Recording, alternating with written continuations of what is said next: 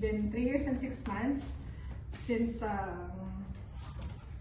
joined this company, and really appreciate each and every one of you for the support, for the kindness and camaraderie that each and every one of you shared to me. There's ups and downs, but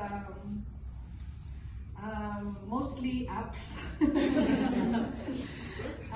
Thank you for all the support, for all the beautiful memories that I will be cherishing for the rest of my life.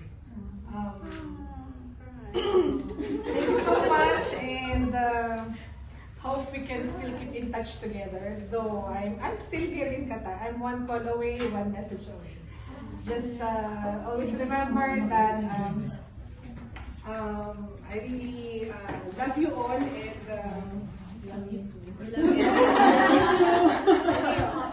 Yeah, and I treat you not as only as my my colleague, but family, real friend as well.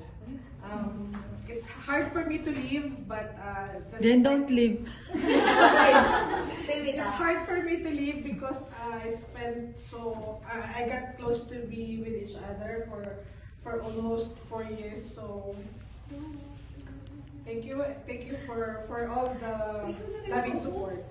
Miss Sheila, thank you so much. I know you know our struggle lately. Hetty, Dayan, Iyak, Ate Ann, Christine, and Nidish, every one of you. Thank you so much. Oh,